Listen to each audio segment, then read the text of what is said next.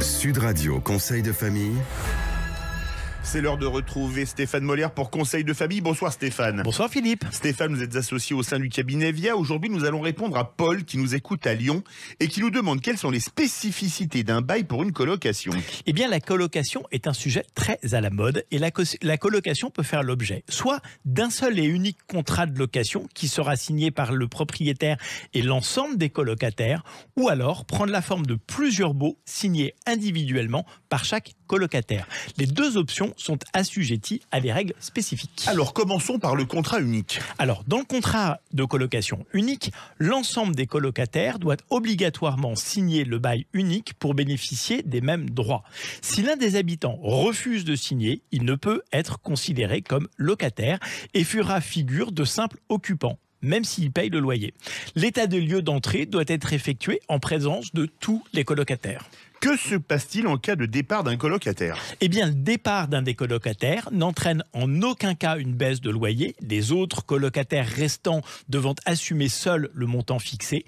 La personne qui s'en va ne peut pas non plus légalement exiger la restitution de sa part de dépôt de garantie qui n'est reversée que lors de la libération complète des lieux, c'est-à-dire après le départ de tous les colocataires signataires. Évidemment, il peut quand même y avoir une entente amiable entre le propriétaire et les autres colocataires à ce sujet. Et dans le cas de plusieurs baux simultanés ? Alors dans ce cas, la colocation est réalisée en signant un bail différent pour chaque colocataire qui porte seul sur une seule pièce de la maison ou alors de l'appartement. Chaque colocataire paie sa part du loyer et des charges locatives individuellement. Dans ce cas de figure, chaque personne est seul signataire de son propre bail et dispose de la jouissance exclusive de la pièce concernée. Très important, la pièce privative ne peut pas avoir de superficie inférieure à 9 mètres carrés et un volume inférieur à 20 mètres cubes. Y a-t-il une clause de solidarité ? Alors, dans le cas d'un bail unique, le propriétaire peut insérer une clause de solidarité au moment de la signature.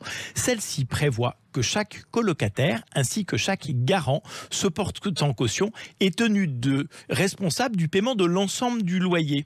La clause de solidarité continue à s'appliquer même après le départ d'un des colocataires qui restera quoi qu'il arrive solidaire des colocataires restants. Et ce, pendant une durée de 6 mois suite à l'expiration de son préavis.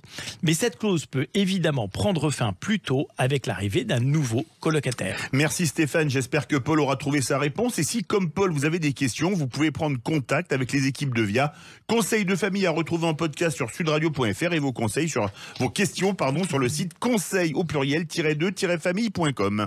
C'était Sud Radio, conseil de famille.